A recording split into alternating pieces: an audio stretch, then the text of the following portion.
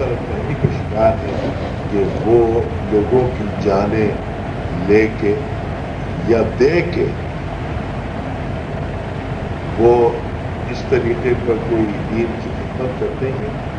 ضرورت ہے کہ ان کی صحیح ان کو ہدایت کی گائیڈ لائن ان کو ملنی چاہیے اور ان کو بتایا جائے. اور ظاہر ہے کہ یہ معاشرے میں ہر شخص کی ذمہ داری ہے، علماء کی بالخصوص. تو علامہ یہ بتائیں کہ وہ کون سے عناصر ہیں؟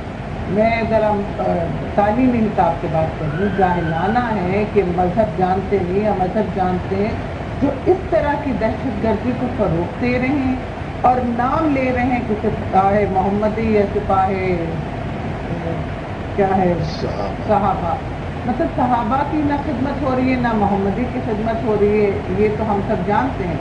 آپ بتائیں کہ کیا یہ کون لوگ ہیں؟ آئیڈیالوجیکل ڈفرینسز کی وجہ سے سامنے آئے ہیں یا کچھ اور بیک گراؤنڈ ہے؟ بسم اللہ الرحمن الرحیم. اسلام وہاں پہ تعلیم ہے کہ مسلمان وہ ہے جس کی ہاتھ اور زبان سے اسے مسلمان محفوظ رہے. پیغمبر کریم حضرت محمد مصطفیٰ صلی اللہ علیہ وآلہ وسلم نے کہا کہ انسان کی حرمت کعبے سے زیادہ ہے. انہیں کا سنی مسلمان شیعہ مسلمان نہیں کا انسان، جو بھی انسان ہے اس کی حرمت کعبے سے زیادہ ہے. اسلام نے کبھی بھی اجازت نہیں دی اپنی ریاست کے اندر کہ ہر شخص قانون کو ہاتھ میں لے اپنے طور پر سزا شروع کر دے، بلکہ اقتضاب کا سسٹم ہے، ملک کی ریاست ہے، ججز ہیں، مطلب وہاں سے سلسلے چلتے ہیں. لیکن ایک طبقہ کچھ عرصے پاشا نے پیدا ہو گیا، اس طبقے نے مذہب کے آڑ لے کے مسجد دہشت گردی شروع کی.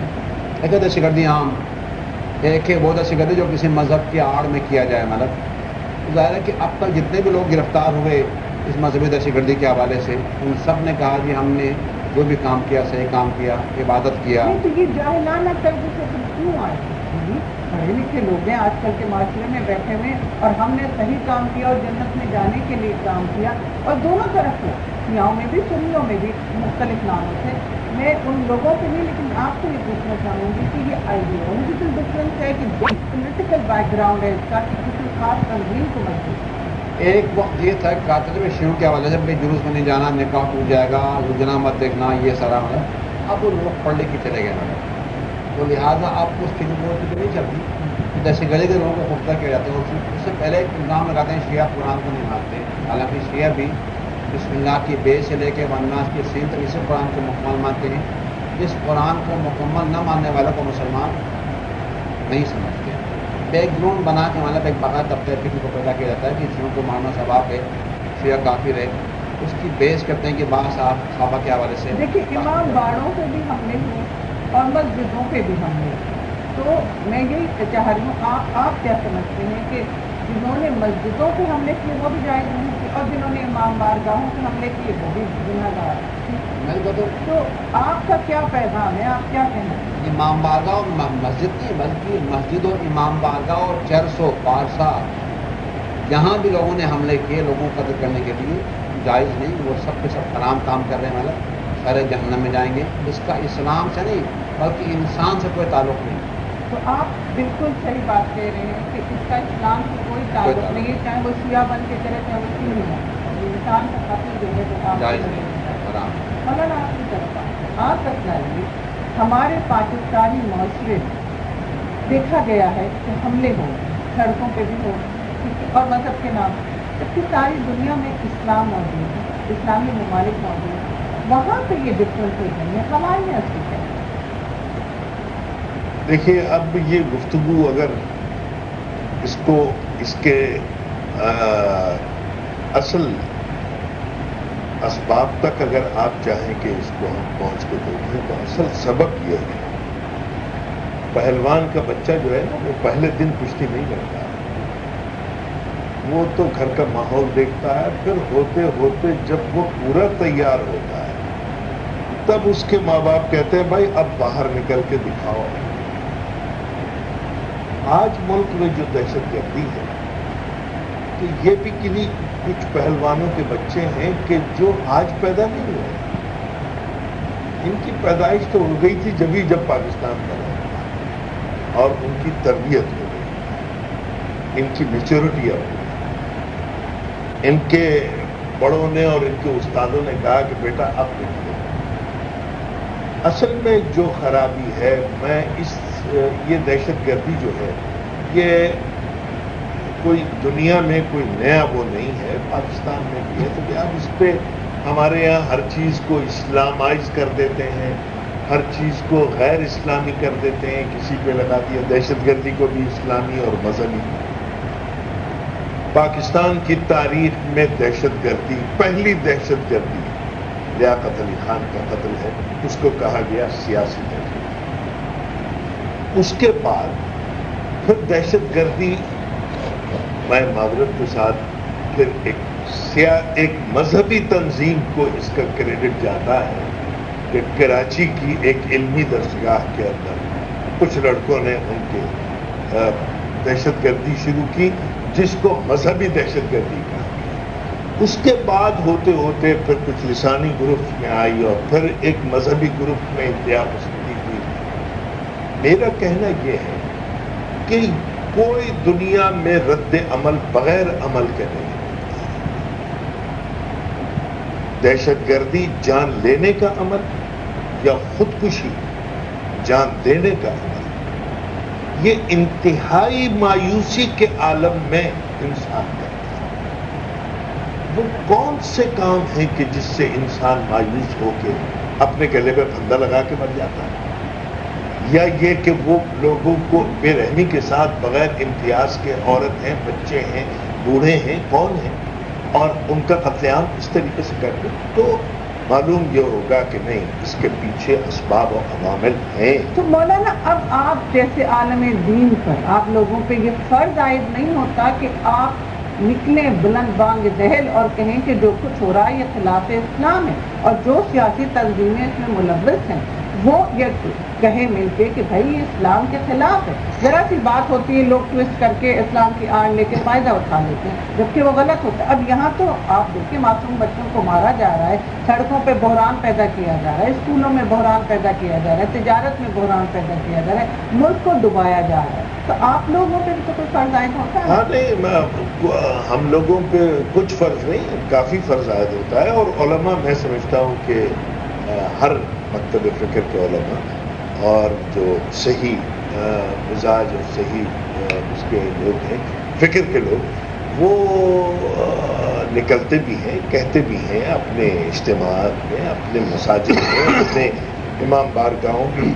لیکن اگر آپ یہ سمجھیں کہ یہ صرف کچھ علماء کے نکلنے سے یہ بات لوگوں کی سمجھ میں آ جائے گی, اس لیے کہ جو آدمی جنون کی حد تک پہنچ جاتا ہے وہ پھر میرے یا علامہ صاحب کے کسی کہنے سے وہ متاثر نہیں ہوتا ہے. پھر تو اس کو آپ جتنی جنون کی باتیں آپ بتائیں گے تو وہ اس کی سمجھ میں آئیں گی.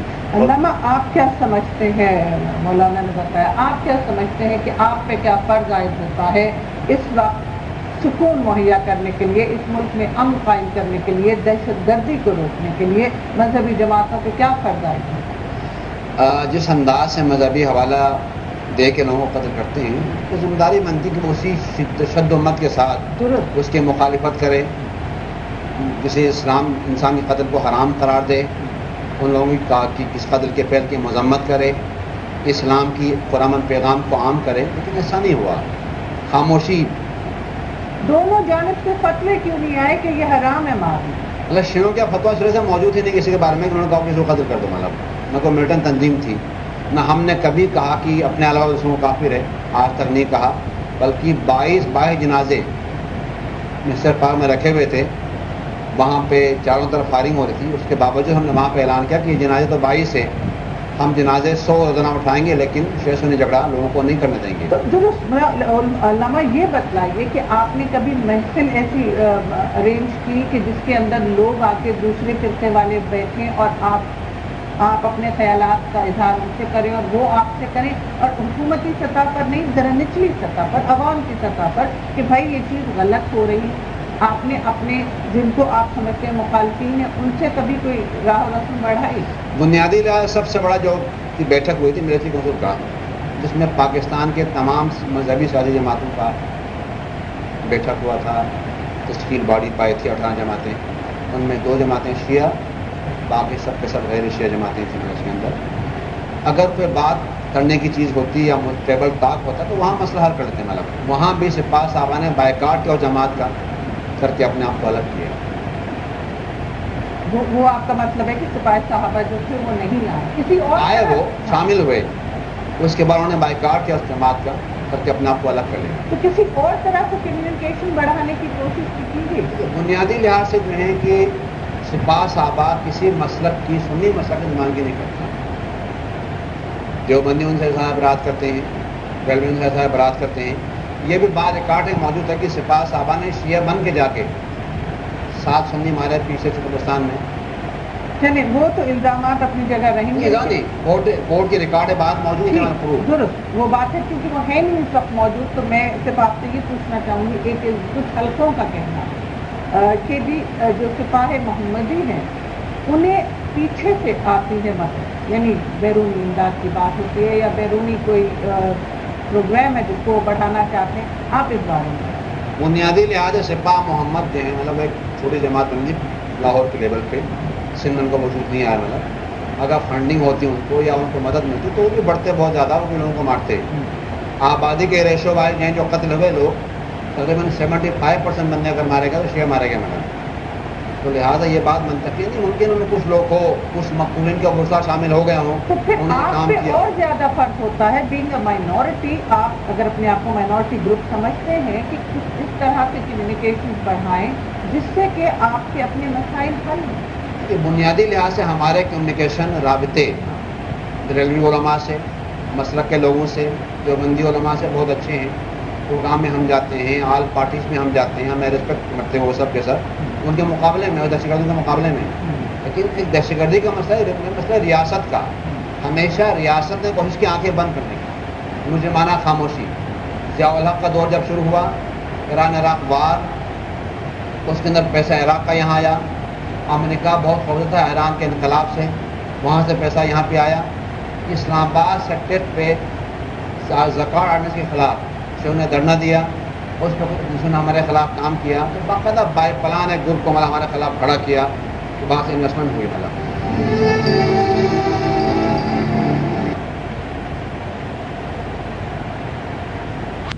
انڈس ویژن کے ساتھ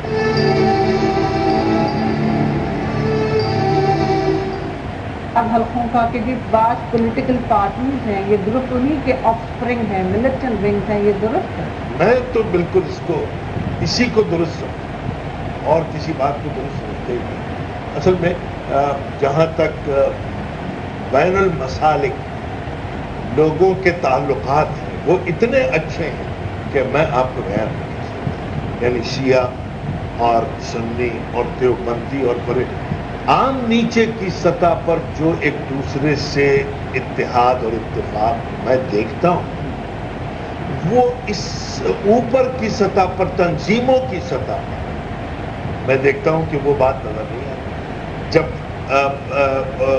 اگلیں گے زہر اگلیں گے، اخبارات میں بیان دیں گے تو زہریلے ہوں گے. اس کا مطلب جو ہے وہ یہ ہے کہ دراصل مجھے اور عام آدمی کو کسی کو ان چیزوں میں کوئی دلچسپی نہیں. آپ اگر دیوبندی ہیں، میں بریلوی ہوں، شیعہ کوئی ہے ٹھیک ہے، لیکن اس چیز کو ایکسپلائٹ کرنے کے لیے وہ تنظیمیں ذمہ دار ہیں کہ جو دراصل اگر وہ یہ نہ کریں تو پھر کیا تو اب تنظیموں کے بارے میں کیا کرنا چاہیے؟ ایک دو پہ تو پابندی لگی لیکن وہ کسی اور راستے سے باہر نکل آتے ہیں. اب یہ گفتگو جو ہے وہ یہ ہے کہ اس میں کیا کرنا چاہیے. جو کرنے کی بات ہے وہ ہم رو رہے ہیں 50 سال سے، اس کو تو کوئی ماننے کو تیار ہے نہیں. اصل بات جو ہے وہ یہ ہے جب تک شیعہ اور سنی نہیں، دیوبندی بریلوی نہیں، آپ کو اس ملک میں مذہبی کام کرنا ہے، آپ کو اس ملک میں سیاسی کام کرنا ہے، آپ کو اس ملک میں انڈسٹری لگانی ہے، پہلے یہ بتاؤ کہ کیا یہ ملک صحیح بنا تھا یا نہیں. اگر یہ ملک آپ کے خیال میں غلط بنا تو میں کہتا ہوں کہ نہ آپ کو مذہبی کام کرنے کی اجازت دینی چاہیے، نہ سیاسی کام کرنے کی اجازت دینی چاہیے، نہ کاروباری آپ کو اجازت دینی چاہیے. آپ ملک کو ہی نہیں مانتے جائز، آپ اسی کو کہتے ہیں غلط ہے۔ تو دراصل دہشت گردی اس کا نام نہیں ہے کہ بم مار دیا یا لوگوں کی جان لے لی۔ دہشت گردی اس کا نام ہے کہ آپ 8 سال تک مدرسے میں ایسا ذہن بنائیں طلبا کا، یہ ملک کی غلط ہے، اس کی بنیاد ہی غلط ہے۔ ہمارے اکابر نے تو آپ کہہ رہے ہیں جو اس وقت ٹیچنگ ہو رہی ہے بعض جگہ بعض مدرسوں میں، وہ تنقید کا نشانہ بننا چاہیے، اس پہ ایکشن لے۔ میرا کہنا یہ ہے کہ یہ ملک جن بنیادوں پر بنا ہے وہ بنیادیں جو ہے ان کا ریفریشر کورس کروایا جائے، بتایا جائے کہ کیا اس کا بیک گراؤنڈ ہے، اور آپ اگر اس کو نہیں مانتے تو پھر وہ عناصر جو نہیں مانتے وہ اس ساری صورتحال میں۔ علامہ آپ کیا ریکمینڈ کریں گے کہ کس طرح سے صورتحال کو سنبھالا جائے؟ ہاں، بنیادی لحاظ سے جو مسائل ہے کہ ابھی ذکر کیا کہ جو لوگ گرفتار ہوتے ہیں وہ تو شیعہ امام ثواب ہے۔ اب تک جتنے قاتل گرفتار ہوئے ان کے مقدمات پینڈنگ، جج خوف زدہ، انویسٹیگیشن خوف زدہ، آج تک کسی نے نہیں پوچھا کہ تمہیں کس نے بتایا شیعوں کو مارنا ثواب ہے، جہاد ہے۔ سب سے بڑا مجرم تو وہ ہے۔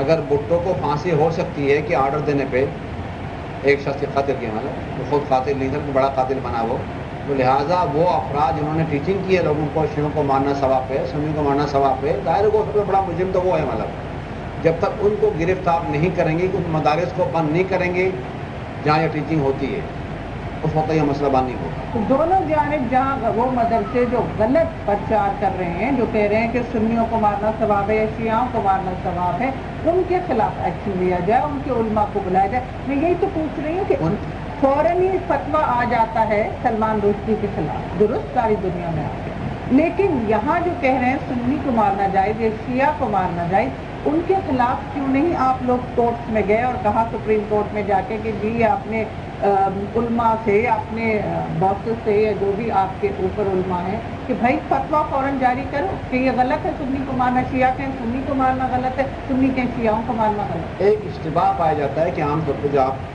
کے سوال ظاہر ہو رہا ہے کہ شیعہ سنی مسئلہ کبھی نہیں ہے۔ آج بھی شیعہ مقتولین کے جنازوں میں ہزاروں سنی شریک ہوتے ہیں، آ کے خون دیتے ہیں، لیکن اور بات ہے قاتل وہ ایک مخصوص میں نے کہا سنی مسئلہ کی نمائندگی نہیں کرتا۔ شیعوں نے آج تک فتویٰ نہیں کسی کفر کافر ہونے کا، کسی کے قتل کا، مطلب ایسا کوئی سسٹم موجود ہی نہیں۔ مطلب مولانا میں بات کو ذرا علامہ بڑھا دوسری طرف لانا چاہ رہی ہوں، میں اس کو تھوڑا پورا کر دوں۔ جی نمبر 1 نمبر 2 جو ہے کہ گیپ ہے، کمیونیکیشن گیپ ہے، تو لازم کرا دے تمام مدارس، چاہے وہ دیوبندی ہو، بریلوی ہو، شیعہ ہو، اہل حدیث کے ہو، ان مدرسوں میں ہر مدرسے کے اندر دوسرے عقائد کے پروفیسر رکھے جائیں، تو ان طلباء کو جن کا عقیدہ وہ نہیں ہے ان کے اپنے عقائد کی ٹیچنگ کریں، تاکہ ایک دوسرے کے عقائد سے آگاہی ہو، تو ان میں جو تہمتیں ہیں، غلط فہمیاں، وہ دور ہو جائے گا، تو قربت ہو جائے گی۔ تیسرا، حکومت کنٹرول کرے ان مدارس پہ جہاں پہ منفی تعلیم ہوتی ہے، یا وہ مدارس جو شیعوں کے نکاح منسوخ کر کے مطلب بغیر طلاق کے نکاح پڑھائے جاتے ہیں، کراچی میں موجود ہے، مطلب یا وہ افراد جو باقاعدہ کفر کے فتوے دیتے ہیں، لوگوں کا ذہن خراب کرتے ہیں، ان کو گرفت کرے۔ تیسرا، عدالتی سسٹم جو ہمارا ہے، نواز شریف بے نظیر چلا گیا، اس مشرف کے آنے کے بعد اب تھوڑا بہت ہاتھ ڈالا، مطلب جو کراچی میں خاص طور سے فاروق آوان، اللہ اس کو سپور کریں، اس کو دھمکی دی گئی، میں اس نے بڑا کام کیا، انویسٹیگیشن سیل نے بڑا کام کیا، ابھی کوئی بندے گرفتار ہو، لیکن میں سمجھتا ہوں کہ ان کو جیل بھیجنا مسئلہ کال نہیں ہے۔ ان کے جو قوتیں ہیں فائننس کرنے والی، 60 روپے کے فائننس کرتے ہوئے مہینے میں، ان کو پکڑیں، فتویٰ دینے والوں کو پکڑیں، کار ثواب بتانے والوں کو پکڑیں، تب جا کے یہ مسئلہ حل ہوگا۔ لیکن جس وقت سڑک پہ بم پھٹتا ہے تو بم پھاڑنے والے کو یہ پتا ہوتا ہے کہ اس میں 50-60 لوگ مریں گے یا زخمی ہوں گے اور 12-15 مریں گے۔ گاڑیاں جو جا رہی ہیں، آ رہی ہیں، رواں ہیں، جو ٹریفک ہے اس میں سنی بھی ہے، شیعہ بھی، اس کا مطلب ہے وہ پیورلی دہشت گردی ہے۔ بالکل یقیناً، اور ان کا مقصد جو ہے، اور یہ دہشت جو ہے، یہ دراصل اللہ کے عذاب کی ایک شکل ہے۔ لیلاف قریش لیلافہم رحلۃ الشتاء، تو وہاں قریش کو بتایا گیا کہ ہم نے تم پر انعام کیا کہ تمہیں بھوک سے نجات دی اور تمہیں کھانے کو دیا، اور خوف سے نجات دی اور تمہیں امن دیا۔ تو معلوم یہ ہوا کہ خوف بھی اللہ کے عذاب کی ایک شکل ہے۔ تو جن قوموں پہ خوف مسلط ہو جائے کسی کا بھی، یہ ضروری نہیں ہے کہ وہ کسی، تو یہ یقیناً ایک بڑی عذاب کی شکل ہے، اور اس میں اس کا امتیاز اس کی نگاہ میں کچھ نہیں ہوتا دہشت گرد کی کہ اس میں مرنے والا جو ہے اس کا تعلق کس خطے سے کس مسلک سے ہوگا. اس کا مقصد جو ہے وہ اپنی دہشت اور اپنا ایک پورا خوف پھیلانا جو ہے پوری آبادی پر، وہ مقصود ہوتا ہے. تو دراصل یہ باتیں جو ہیں کوئی بھی اس کی تعریف نہیں کر سکتا، کوئی اس کی حمایت نہیں کر سکتا ہے، اور دہشت گردی کسی نوعیت کی بھی ہو، اور اس کے اوپر ٹائٹل چاہے آپ اسلامی لگائیں، مذہبی لگائیں، یا آپ ریاستی لگائیں، یا آپ خانگی لگائیں، خانگی دہشت گردی بھی ہے. ایک شخص جو ہے، میں نے خود دیکھا کہ جب گھر میں آتا ہے تو اس کے بچوں کا رنگ سرد ہو جاتا ہے، اس کی بیوی کا رنگ سرد ہو جاتا ہے. یہ کیا ہے؟ یہ خانگی دہشت. مولانا یہ بتلائیے، اسلام جو کہ اتنا پیسفل مذہب ہے، آپ بتلا رہے ہیں کہ یہ ہر طرح کی دہشت گردی ہے، گھر کا سکون برباد کرنا بھی دہشت گردی ہے، سڑکوں پہ بدتمیزی کرنا بھی دہشت گردی ہے، حکومت کو یکمال بنانا بھی دہشت گردی ہے. اب تک ہم نے جو ہمارے یہاں تعلیم اچھے اسکولوں میں پڑھائی دی، وہاں پہ آپ لوگوں پہ فالٹ نہیں آتا کہ اس طرح کی تعلیم آپ جیسے براڈ مائنڈڈ علماء نے نہیں دی؟ آپ کہتی ہیں تو چلیے میں تو مان لیتا ہوں کہ میں بھی اس میں ذمہ دار ہوں، لیکن اصل میں ذمہ داری صرف علماء کی نہیں ہے، صرف حکومت کی نہیں، صرف حکومت کی بھی نہیں ہے. اصل میں یہ مجھے کہنے دیجیے کہ معاشرے کے ہر طبقے کی جو ذمہ داری تھی وہ اس نے پوری نہیں کی، اور آج مجموعی طور پہ یہ مسخ شدہ شکل جو ہے سوسائٹی کی آپ کے سامنے ہے. تو ٹھیک ہے، آپ مجھے یہ کہہ لیجئے کہ بھئی آپ زیادہ ذمہ دار ہیں، میں تسلیم کر دوں گا.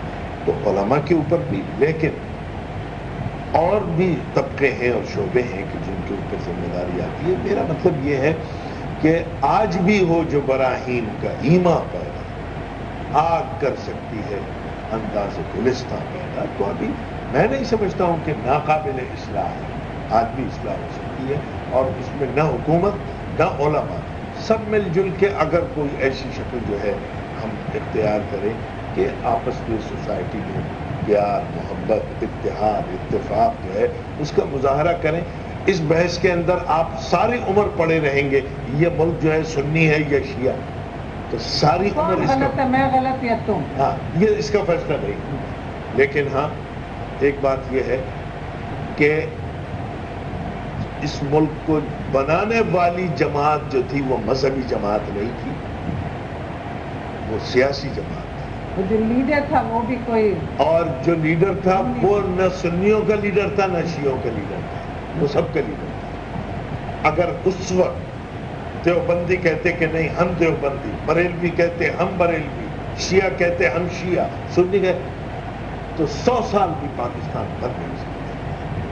یہ اس لیڈرشپ کا اور اس کا کمال تھا. اس وقت سیاسی پورا جو سینیریو تھا پورا وہ ایسا تھا کہ جس کی وجہ سے سب ایک ہو گئے. جس طرح پاکستان بنا تھا اسی طرح پاکستان بچے گا. لیکن دیوبندی بریلوی شیعہ سنی میں تقسیم ہو کے پاکستان کو اب بچا نہیں سکتا. ایک لیڈر کی اس کا مطلب ہے ضرورت ہے جو اس قوم کو، اس ملک کو اس گرداب سے نکالے. آپ کیا سمجھتے ہیں ساری دنیا میں جو لیڈرز ہیں وہاں پہ فرقے بہت سے ہیں، انگلینڈ میں 100 طرح کے کرسچنز رہتے ہیں، امریکہ کا تو کوئی مذہب ہی نہیں ہے، انہوں نے تو اجازت دی ہوئی ہے کہ سارے مذاہب جو ہیں ان کو اجازت ہے اپنے آپ کو فروغ دینے کی، اپنے پرچار کرنے کی. یہاں سے بہت سے علماء دین جاتے ہیں امریکہ اور اسلام کی کرتے ہیں، اور Islam is one of the most prospering religion in America. آپ کیا سمجھتے ہیں وہاں پہ ٹالرنس زیادہ ہے؟ ہمارے معاشرے میں ہمارے مذہب نے بھی تو ہمیں ٹالرنس سکھائی ہے، ہمارے یہاں ٹالرنس کیوں نہیں ہے علامہ؟ قوت برداشت مجموعاً تو ہے معاشرے میں، ایک خاص طبقے کے علاوہ نہیں. یعنی اس عمل کو معاشرے کے اکثر لوگ، تقریباً 99% لوگ برا سمجھتے ہیں، کچھ لوگ مذمت بھی کرتے ہیں. لیکن جو مولانا نے فرمایا کہ بنیادی لحاظ سے سب کی ذمہ داری، کیونکہ راستہ پیدا کیا غلط مذہب کے حوالے سے، دین پہ رکھ کے سارا کام کرتے ہیں. پہلے ذمہ داری علماء کے کہ دینی لحاظ سے کنڈم کرے اس کو. ان کے اس قتل یا اس عمل کا دین سے اسلام سے نہ دیوبندی سے نہ شیعہ سے نہ سنی سے نہ بریلوی سے کوئی تعلق نہیں. اظہار برات کریں. حالت ریاست کی ذمہ داری ہوتی کہ ان دہشت گردوں پہ ہاتھ ڈالے, ان کو انجام تک پہنچائے, عوام ان کو رسپانس نہ دے کہ تب جا کے بہتر صورتحال بن سکتی ہے. میں کہوں گی عوام نے تو رسپانس نہیں دیا. آپ دیکھیں اخباروں میں اس میں کہاں عوام جو ہے وہ رسپانس دیتا ہے. یہ تو گروپ ہیں جو کر کے غائب ہو جاتے ہیں اور پھر لوگ دہشت گردی نہ دے کمزوری کا, کیونکہ عوام نے رسپانس شیعہ کافر کا نعرہ نے بلند کیا. اگر عوامی رسپانس ملتا دہشت گردی نہ ہوتی, کیونکہ سنی عوام نے رسپانس نہیں دیا, پذیرائی نہیں دی, ساتھ نہیں دیا, تو پھر اس راستے کو بند کر کے بندوں کو اٹھایا, ٹارگٹ کلنگ شروع کیا. آپ دونوں کے آنے کا مولانا اسلام الحق تھانوی صاحب اور علامہ ترابی صاحب. ناظرین یہ کہتے چلوں کہ وہ اسلام جس کے ہم فالوورز ہیں ہمیں سکھاتا ہے کہ ہم ہر قدم پہ برداشت سیکھیں اور ایک دوسرے کی عزت سیکھیں. اسی لیے ہم سب جبھی انسان کہلائیں گے جب ہم یہ آدمیت کی باتیں سیکھ لیں جو ہمارے مذہب نے ہمیں سکھائیں. آپ سے اجازت چاہوں گی. خدا نظر رکھتے ہیں.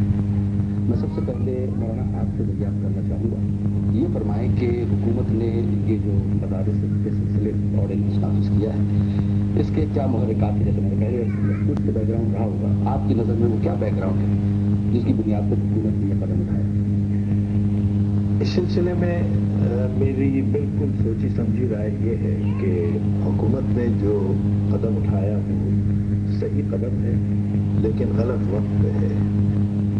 یہ کام بہت پہلے ہو جانا چاہیے تھا, بلکہ یہ قیام پاکستان کے فوراً بعد یہ کام اس لیے ضروری تھا کہ تقسیم ہند کے بعد پاکستان جن حصوں پر قائم ہوا اور وہاں جو مدارس تھے اور جو علماء تھے وہ بدقسمتی سے اس مکتب فکر سے تعلق رکھتے تھے کہ جو نظریہ پاکستان اور دو قومی نظریے سے اتفاق نہیں رکھتے, ان سے متصادم تھے. تو لہٰذا یہ کام تو اس وقت ہونا چاہیے تھا کہ جو لوگ اس ملک کی بنیاد کو تسلیم نہیں کرتے, بنیادی طور پر تقسیم ہند کے مخالف ہیں اور پاکستان کے خلاف تھے, آج وہ درس و تدریس کا اور تعلیم کا کام ان کے ہاتھ میں دیا جائے. تو نتیجہ اس کا یہ ہوا, میں آج اس کے محرکات چاہے کچھ بھی بیان کیے جائیں کہ اس میں کوئی دہشت گردی بیان کرے یا کچھ بھی کرے, میں ضروری نہیں ہے کہ ہر بات سے اتفاق کروں, لیکن میری نگاہ میں جو سب سے بڑی دہشت گردی ہے وہ ذہنی اور فکری دہشت گردی ہے. اور یہ پاکستان کے لیے سب سے بڑا تخریب کاری کا ذریعہ جو ہے وہ یہ ہے کہ طلباء کا ذہن یہ بنایا جائے کہ یہ ملک ہی غلط بنا ہے, یہ ملک ہی غلط ہے. اچھا, آپ کے خیال میں یہ نبی درست کی یہ بات ہو رہی تھی؟ ہاں, یقیناً جو لوگ اس پس منظر سے واقف ہیں وہ تو اس خطرے کو بہت پہلے سے محسوس کر رہے تھے. یہ تو اب بدقسمتی سے ایسے وقت میں یہ قدم اٹھایا گیا ہے کہ یہ ملک کے مفاد میں اٹھایا گیا ہے, لیکن اس کا سارا الزام جو ہے وہ امریکہ کو جائے گا کہ ان کے کہنے پہ اٹھایا ہے. کاش کے اس وقت جو محب وطن عناصر تھے, علماء اور غیر علماء, ان کے کہنے پر اگر یہ کام پہلے ہوتا کسی کا, آج یہ بدنامی نہ لینی پڑتی. لیکن اقدام صحیح ہے اور ضروری ہے. قاضی صاحب یہ فرمائیں کہ جیسا کہ مولانا صاحب فرما رہے تھے کہ یہ دیر سے کیا گیا, کہ آپ کے خیال میں کیا وجوہات ہیں؟ کیونکہ گزشتہ کئی دور میں مختلف حکومتیں رہی ہیں, اسلامی حکومت بھی رہی, فوجی حکومت بھی رہی, جمہوری حکومت بھی رہی, غیر جمہوری حکومتیں بھی رہی, ہیوی مینڈیٹ والے لوگ بھی رہے, کچھ کم مینڈیٹ والے لوگ بھی رہے. آپ کے سامنے وہ کیا مجبوری تھی, اگر میں لفظ مجبوری استعمال کروں, کیا مجبوری تھی جو حکومتوں نے اتنا سب کچھ جاننے کے بعد, یقیناً ان کے اپنے فہم میں یہ بات تو ضرور ہوگی کیسا ہے, کیونکہ مولانا صاحب نے جو بات بتائی ایسی پوشیدہ بات نہیں ہے, لوگ جانتے ہیں, تو کیا وہ مجبوریاں رہی ہوں گی, اس کو کچھ نظر ڈال سکتے ہیں؟ صاحب اس سلسلے میں ایک بات میں عرض کروں گا جی کہ ہمارے علماء کرام نے بھی, جن کا تعلق دارالعلوم وغیرہ سے رہا ہے, انہوں نے بھی, اور باقی اہل سیاست نے بھی اور اہل علم نے بھی, نہ جانے اس بات کو کیوں صحیح سمجھ لیا کہ दारुल-उलूम के अंदर ख़ास तौर पर इस्लाम की तालीमात को महदूद किया जा सकता है और वहाँ ये काम हो रहा है, अपनी जगह होता रहे, कोई हर्ज नहीं। मैं समझता हूँ कि इल्म का कोई पहलू, इल्म का कोई शोबा ऐसा नहीं है जो कुरान हकीम के इरशादात के मुताबिक हमारे लिए हासिल करना और उसको इंसानियत की फलाह के लिए इस्तेमाल करना ज़रूरी ना हो। हर शोबा इल्म का। बरतानवी दौर में हुआ ये था कि क्योंकि अंग्रेज हाकिमों ने मुसलमानों को बतौर मजमूई अपनी जद पर रखा था और मुसलमानों ने भी अंग्रेजों से मिनहसर कौम कोई समझौता नहीं किया, लिहाजा और ख़ास तौर पर उलमाए किराम को उन्होंने बहुत ज़्यादा जद पर रखा था। तो हमारे उलमाए किराम ने उस दौर में दीन को दारुल उलूम के अंदर समेट लिया, वहाँ दारुल उलूम तक महदूद हो गया था। उन्होंने इरादतन इसलिए किया कि वही महफूज कर सकते थे, बाहर की फिजा उसके लिए साजगार नहीं थी। क़याम पाकिस्तान के बाद इनको बिल्कुल उसी तरह फैलना चाहिए था जैसे इल्म फैलता है, लेकिन हुआ यह है कि किस वजह से क्या, लेकिन ये कि इसको उस अंदाज में इस सिमत और दीगर तमाम तालीमी उलूम से यानी तालीमी इदारों से मुताबिकत पैदा करने की कोई कोशिश नहीं की गई। भारत जब भी हो ये कोशिश मुस्तहसन है, ज़रूरी है और ज़िंदगी के हर शोबे का इल्म दारुल उलूम में भी पढ़ाया जाना चाहिए और दीगर तालीमी इदारों में पढ़ाया जाए। यहाँ इस मौजूद में वही बात करेंगे कि कौन कौन से जो मज़ामीन है सब्जेक्ट्स ये पढ़ाना चाहिए। इससे पहले मैं समझता हूँ कि इसमें एक बड़ी अहम बात ऑर्डिनेंस से मुताल्लिक़ है। तो बैरिस्टर साहब क्योंकि आपका शोबा ही कानून का शोबा है, अगर मैं आपसे गुजारिश करूँ कि इसको जो ऑर्डिनेंस की शक्ल दी गई है, बहुत से हमारे देखने वाले शायद इसको न समझ पाएँ इस एतबार से कि ऑर्डिनेंस क्या होता है, कब तक रहता है। बाज़ औक़ात आप देखिए पिछली हुकूमतों ने भी ऑर्डिनेंस नाफिज किया और एक खास अरसे के बाद ऑर्डिनेंस खत्म हुआ और वो कानून शक्ल न हासिल कर सका। क्या इस पर आपको सवाल? आपने सवाल का जवाब खुद ही दे दिया है। मैं ऑर्डिनेंस की बात बाद में आऊँगा। हम हिंदुस्तान और पाकिस्तान की बात नहीं करते, हम करते हैं बात बनु उमय्या की अल-हकम दोयम की, स्पेन, जहाँ कि उसने चाइना से ऊँटों पे भर कर किताबें मंगवा कर लाइब्रेरी बनवाई और तालीम का आगाज किया और दुनिया में फैला। तो हमारे यहाँ उस ज़माने में जब कुरान और हदीस की तालीम होती थी तो ज्योमेट्री, अलजेब्रा, एस्ट्रोलॉजी और मैथमेटिक्स और साइंस और एस्ट्रोनॉमी इसको नहीं भूला गया था। ये इल्म का एक सब्जेक्ट था सिलेबस में। ऑर्डिनेंस इस वक्त आ रहा, मैं थानी साहब की तारीफ करता हूँ, मुमकिन है मिजाज के लिहाज से मुतसराना ना हो, लेकिन कभी ना कभी तो होना ही था। अब हो गया तो उसको अब सही मायने में और सही पहलू में आजमाइश में डाल देना चाहिए। होना तो ये चाहिए था कि कंसेंसस पैदा करना चाहिए था उलमा में और जो तदरीस देते हैं और उनमें जो हुकूमत से ऑर्डिनेंस पैदा करते हैं। और ऑर्डिनेंस क्यों है? इसलिए कि पीसीओ के बाद असेंबली नहीं है, कानून बन नहीं सकता। Ordinance federal and provincial governor और सदर साहब पास करते हैं, एक मुद्दत के लिए जिंदा रहता है। जब मुद्दत खत्म होती है तो खुद ब खुद खत्म हो जाता है। और अगर असेंबली होती है तो वहाँ पास होकर एक्ट बन जाता है या अमेंडमेंट होता है या उसे खत्म कर देते हैं।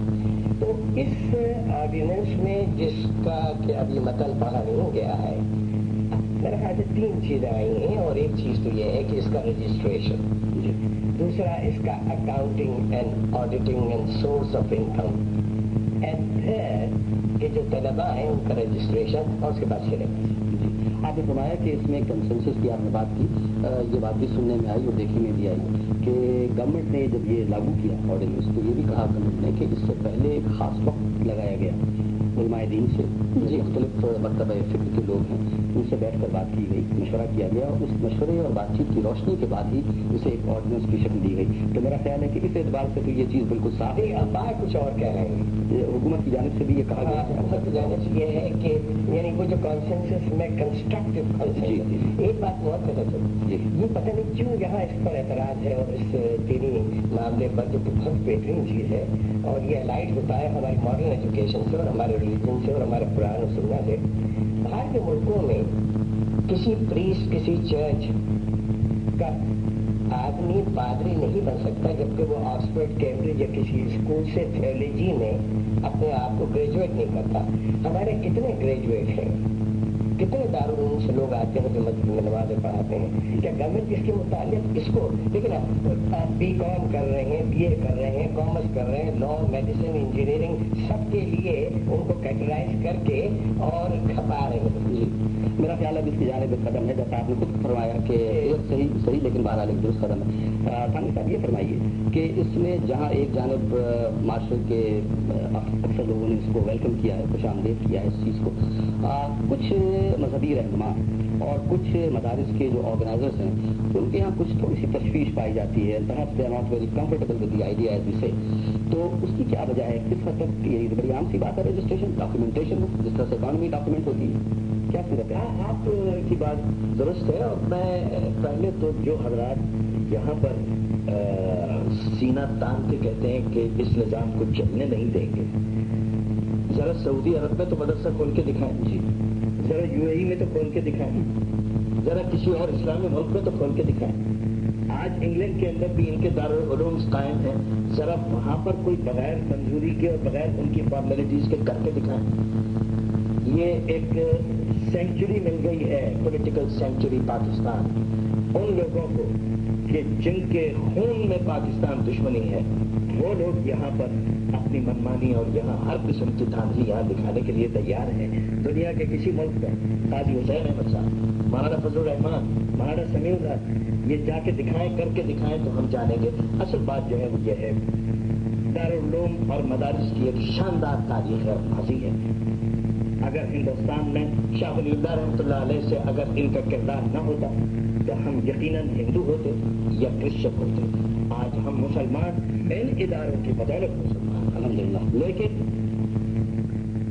मीरास में आई है इन्हें मसरद इरशाद, ज़ाहिरों के तसव्वुफ में, उकाबों के तशरीह। आज ये लोग इसलिए चीखते हैं कि इनके पेट पे लात मारी जा रही है, ये समझते हैं कि लात पड़ेगी। आप ये समझिए कि इस वक्त मदारिस जो है, आप मदारिस के सब मदरसों का मैं नहीं कहता, लेकिन बेशतर और बड़े मदारिस जो है, आप अगर उनके मुहतमिनीन का अगर आप उनका स्टैंडर्ड ऑफ लिविंग अगर आप देखें, आप यकीनन आप हैरान रह जाएंगे कि वो आपको गवर्नर हाउस और वजारत आला के ऐवानों में वो मेयार नजर आएगा जो आपको मदारिस के मुहतमिनीन के यहाँ नजर आता है। ये बहुत बड़ा जुल्म है और दीन के नाम पर और मदारिस के नाम पर ये एक इंडस्ट्री है जिसको बना लिया गया है। तो यकीनन इस सूरत हाल को रोकना ये जरूरी है, इसलिए कि हम देखते हैं कि 50 साल के अंदर कोई एक मुफ्ती शफी पैदा नहीं हुआ। 50 साल के अंदर कोई एक हज़रत शेखुल हिंद मौलाना महमूद हसन पैदा नहीं हुए। 50 साल में कोई मौलाना हुसैन अहमद बदनी पैदा नहीं हुए। 50 साल में कोई मौलाना अशरफ अली पैदा नहीं हुए। वजह उसकी जो है वो ये है कि बाहर बोर्ड जो है वो दारुल उलूम का है, लेकिन जो कुछ अंदर हो रहा है वो अफसोसनाक हद तक पाकिस्तान के लिए कम से कम इंतहाई तशवीशनाक है। और ये कदम बहुत देर से उठाया, लेकिन ये कि सही है और मैं भी समझता हूँ। और जो लोग आज इस पर जो मुश्तइल नजर आते हैं, तो बात जो है वो ये है कि उनको हमेशा इस मुल्क में कोई न कोई इशू चाहिए, और अगर इशू नहीं हो, आप सारा का सारा दीन नाफिज कर दीजिए एक हल्ले में, आप देखिएगा कि सबसे ज्यादा मायूस तबका यही होगा कि भाई अब हम क्या करें।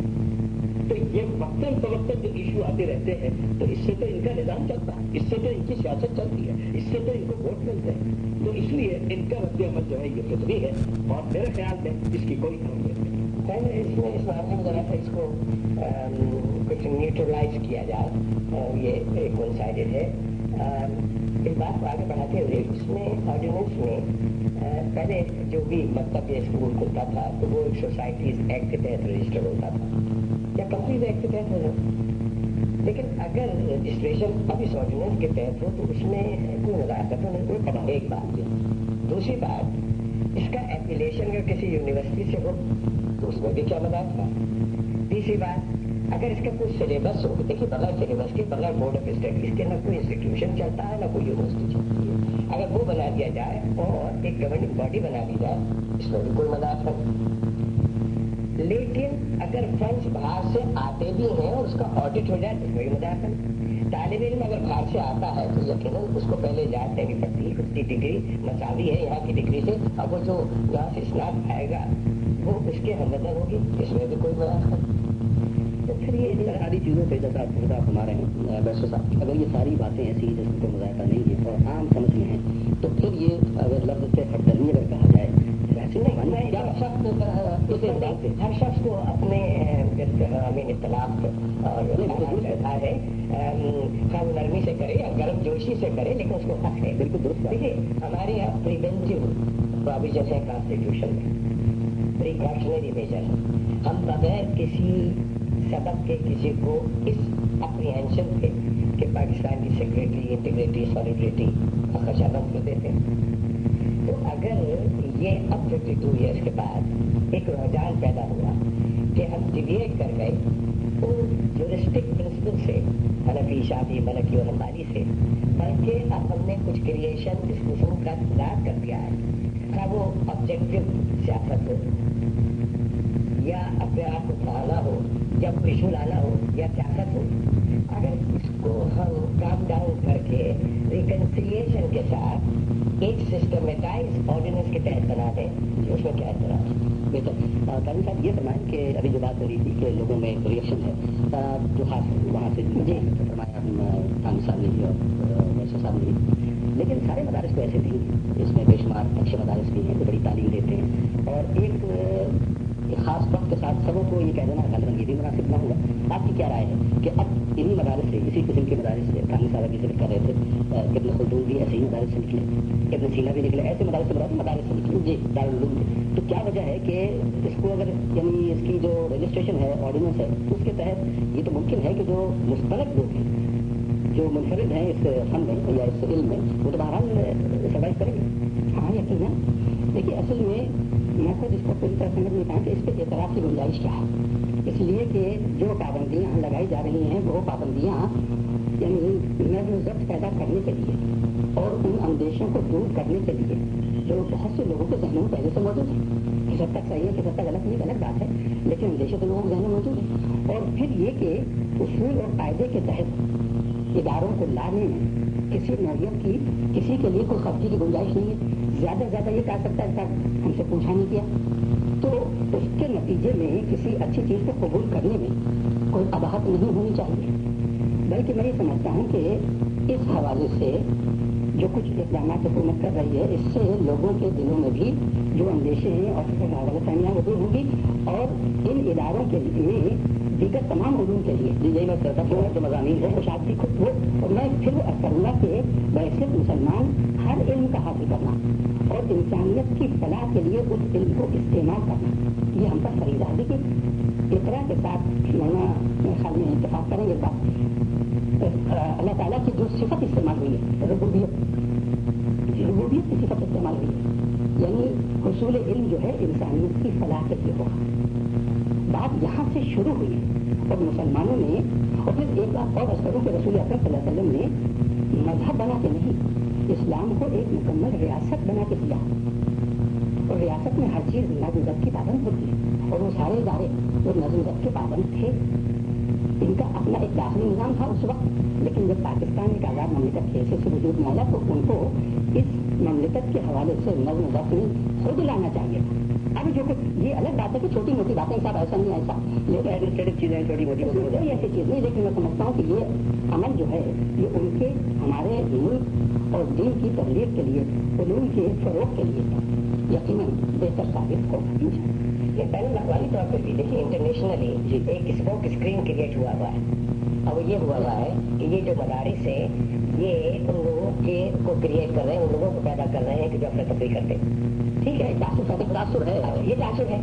अच्छा, इस तासुर को प्रोपोगेट किया गया है, प्रोपोगेशन के बाद इसको इस नौयत तक कभी कोई फंडामेंटलिस्ट कह रहा है, कभी कोई है, कभी कुछ है, तो मैं तो समझता हूँ कि इसको काम डाउन करने के लिए बल्कि कहना चाहिए, खुशामदेद कहना चाहिए कि let us do the job according to law, according to ordinance. और अगर कुछ में एतराज है तो तरमीम की गुंजाइश हमेशा रही है, रहती है, बैठ के मिल जाए उसमें तरमीम कर। تھانی صاحب میں آپ سے گزارش کروں گا کہ یہ جو اب مدرسے کی جانب جو ایک ریفارم کا سلسلہ چلا ہے، آپ کے نزدیک آئیڈیل مدرسہ کیا ہونا چاہیے؟ میں کہوں آپ سے، مدرسے صرف یہی نہیں ہے جن کو دارالعلوم ہم کہتے ہیں، ہمارے کالجز اور اسکول بھی مدرسے ہیں، یہ بھی تعلیم کے ادارے ہیں۔ بالکل اصل میں تو اصلاح کی ضرورت وہاں پر بھی ہے، ان مدارس میں بھی کہ جن کو ہم اسکول اور کالجز کہتے ہیں، اور ان مدارس میں بھی کہ جن کو ہم مدرسے اور دارالعلوم کہتے ہیں۔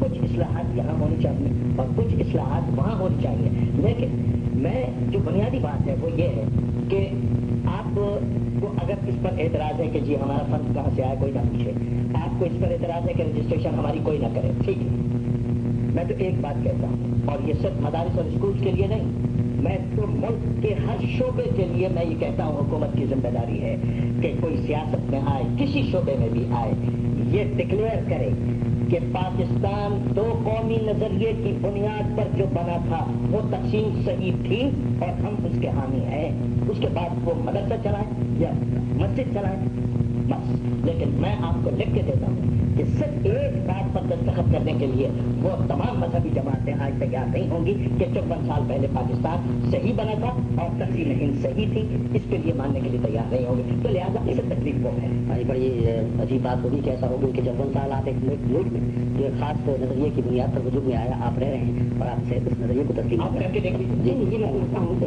فرمانا جو فرما رہے ہیں یہ بڑی اہم بات ہے، یہ بہت اہم بات ہے اور اس پر پوری توجہ ہونی چاہیے۔ دیکھیے یہ ملک کوئی اتفاق نہیں ہے، تاریخ کا اتفاق نہیں، یہ ایک خاص مقصد کے تحت عدم سے وجود میں آیا اور یہ واحد ملک ہے جس کی سرزمین کی آزادی کے لیے ان لوگوں نے ارادتاً قربانی دی ہے جن کا اس سرزمین سے براہ راست کوئی رشتہ نہیں تھا، یہاں کے رہنے والوں سے ایمانی رشتہ تھا۔ یہ بہت اہم پہلو ہے، بہت اہم پہلو ہے جگہ۔ یہ ملک جو ہے ایک خاص مقصد کے تحت دور حاضر میں اسلام کی تجربے کا معاشرتی تجربے کا بننا ہے، اس کو ہمارے جو صورتحال ہے یہ ایک الگ ہے، لیکن جو مقصد پیش نظر ہے تھا ہے رہے گا، لہذا اس ملک کے وجود کو قلب و نظر سے تسلیم کرنا بہت اہم ہے۔ اختلاف یہاں کے معاملات میں ہم کر سکتے ہیں، ملک کے وجود میں اختلاف درست۔ اس پہ ایک اور زاویے سے دیکھتے ہیں، یہ فرمائیں کہ اس میں جو ریئیکشن ابھی تک آیا وہ زیادہ تر مذہبی جماعتوں کا یا مدارس کے جو آرگنائزیشن کا آیا، بریسٹر صاحب آپ فرمائیں کہ اس میں جو پولیٹیکل پارٹیز ہیں ہمارے ملک کی، جو میجر پولیٹیکل پارٹیز ہیں، ان کا ابھی تک کوئی ریئیکشن دیکھنے نہیں آیا، آپ کے خیال میں ان کا آئیڈیل ریئیکشن کیا ہونا چاہیے؟ دیکھیے ان کا کوئی ویسٹرن انٹرسٹ نہیں ہے اس میں، یعنی ان کا انٹرسٹ اس میں کنفلکٹ نہیں ہو رہا۔ آپ کی مراد ہے کہ جہاں انٹرسٹ ہوگا تو وہیں ان کا ریئیکشن آئے گا، ان کا ریئیکشن آئے گا، اور ہونا یہ چاہیے تھا کہ ان کو بھی اپنا ریئیکشن دینا چاہیے تھا کہ تعلیم کے لحاظ سے ان مدارس میں جو تعلیم ہوتی ہے وہ خصوصاً سلیبس میں ہونا چاہیے تھا۔ دیکھیے رجسٹریشن، فائنینس، فنڈس، ایڈمیشن یہ ایک ڈومیسٹک افیئر ہوتا ہے اور اس پر سپروائزری کیپیسٹی اگر ہو، یہ شک کے ساتھ کہ اس میں کسی قسم کی انٹرفیئرنس ہے، ڈیویشن ہے، باہر کا انفلوئنس ہے، تو اس کو کوئی اعتراض نہیں ہونا چاہیے تھا۔ پولیٹیکل پارٹیز جیسے کہ ہمارے بزرگ نے کہا کہ کچھ چند سیاسی مذہبی پارٹیز ہیں ان کو اعتراض ہے، اور وہ بھی بتایا کہ کس لیے اعتراض ہے، بعض مجموعی طور پر اس پہ اعتراض ہونا نہیں چاہیے، اور اگر ہے تو وہ پھر پرزمپٹیو ڈاؤٹ فل ایکٹیویٹی کی طرف نشاندہی کرتا ہے۔ مولانا صاحب نے بہت کھل کے یہ بات کہی ہے کہ کوئی بھی اسلامی ملک میں، آپ نے فرمایا ثانی صاحب کے سعودی عربیہ لے لیجیے، کویت لے لیجیے، یو اے لے لیجیے، کسی بھی ملک میں میں آپ کو بتاؤں یہاں سے ذرا سا مجھے ڈفرینس ہے۔ دیکھیے اس وقت ورلڈ میں جو یونیورسٹی ہے الحدر، فیملی لا آپ کا ان کے کنسلٹنسی سے بنا ہے، اس میں اس قسم کے سیاستدان ہیں اور وہاں کے جو طالب علم ہیں دنیا میں چھائے ہوئے ہیں، وہاں سے اسکالر جاتے ہیں، امریکہ بلاتا ہے اسلام کے اوپر اور شریعہ کے اوپر، وہ وہاں سے تقرری کرتے ہیں۔ ایون سعودی عرب میں حدیث یونیورسٹی، تو اس میں بھی یعنی فلسفہ ہوتا ہے، قرآن ہوتا ہے، حدیث ہوتی ہے، اور جتنے بھی دنیا کے علوم میں سب ہوتے ہیں۔ ثانی صاحب یہ فرما رہے تھے کہ ہر جگہ کا جو ایک بنیاد ہے جسے ریگولرائز کرنا، اس کو جو ڈاکیومنٹیشن نہیں ہے، اس کی جانب آپ نے غالباً کیا وہ دنیا کے کسی بھی اسلامی ملک میں بھی آپ لے لیں تو وہاں اس کی اجازت نہیں ہے۔ مغربی ممالک میں انسٹیٹیوشن سے بڑے بڑے ہر یونیورسٹی، ہارورڈ میں डिफरेंट फैकल्टी है। आफ्टर कैम्ब्रिज में इस्लामिक स्टडीज है, लंदन इंस्टीट्यूट है, they have to operate under certain guideline के तहत ही काम करने की जाती है। इनकी मालिक में इस तरह जैसे यहाँ कोई शख्स खड़े होकर खोल लेता इस तरह गुंजाइश सही है। फ्रेम को आप कल्टिवेट करते हैं, उस किताब को बनाते हैं, सिलेबस जो है उसकी मदद करता है, उस्ताद उसकी रहनुमाई करता है, फिर वो दुनिया में आता है और फिर वो अमली दावा कहलाता है। यह शुरू से ही जो मैं समझता हूँ इस ऑर्डिनेंस के आने का मकसद कि वहाँ का क्रिएटिविटी जो है वो उससे डिविएट कर रहा है, जो उसका मकसद है, जो उसका ऑब्जेक्टिव है। बहुत शुक्रिया आप हजरात का, इस मौजूद पर आपने अपनी राय हमारे देखने वालों के लिए दी। और हमारी हजरात इस मौजू पे आपके जहन में सवाल होंगे और बहुत से सवाल के जवाब आपको इस गुफ्तगू में नजर आएंगे, शायद मुकम्मल तौर पर ना, लेकिन बहरहाल रेफरेंस के तौर पर इसका जवाब आपके सामने ज़रूर होगा। जो रिएक्शन पाया जाता है और कहीं कहीं इस पर रिएक्शन इस मानों में भी है कि शायद इसके साथ आगे ना सकें, उस पर अल्लामा इकबाल का बड़ा अच्छा शेर, आईने नौ से डरना तर्ज़े कोहन पे अड़ना मंजिल यही कठिन है कौमों की ज़िंदगी में। इजाज़त दीजिए, खुदा हाफ़िज़।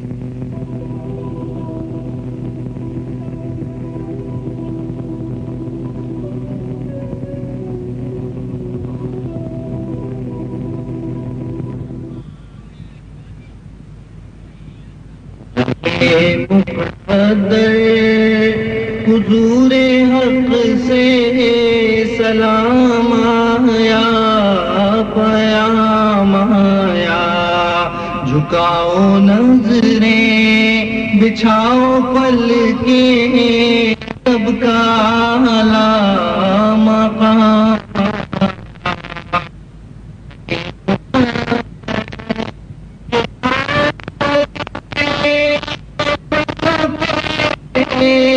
चला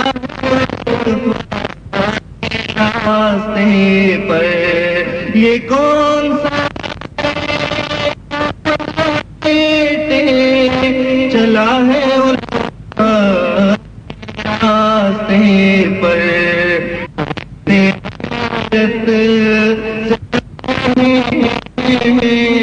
कौन सी तरह माया, फरिश्ते हैरत से तक रहे हैं, ये कौन सी है तेरा माया, फिजा में लबैक की सदाएं ज़िफ़र्श तारिश गूंजती हैं, फिजा में लबैक की सदाएं ज़िफ़र्श तारिश गूंजती हैं, हर एक कुर्बान हो रहा है जुबां पे ये कि इसका नाम आया, हर एक कुर्बान हो रहा है जुबां पे ये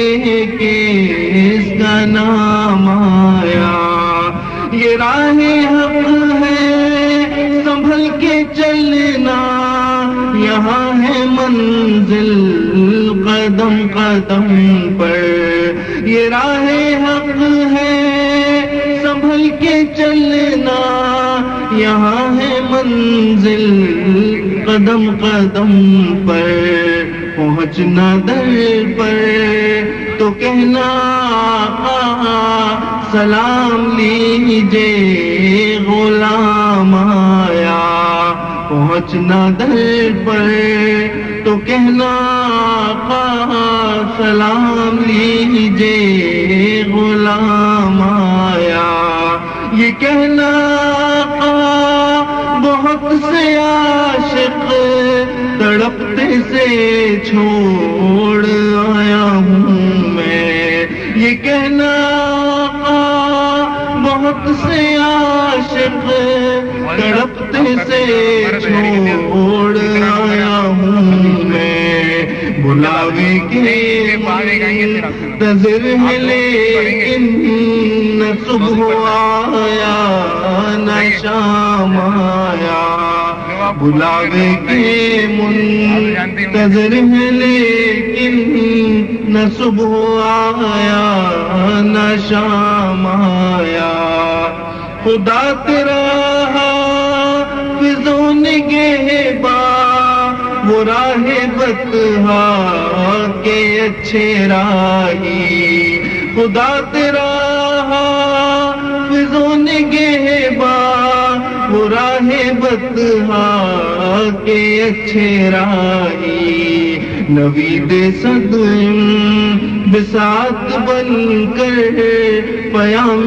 دارو سلام آیا زہے مقدر حضور حق سے سلام آیا پیام آیا جھکاؤ نظریں بچھاؤ پلکیں ادب کا اعلیٰ مقام آیا. سبحان اللہ. جزاک اللہ.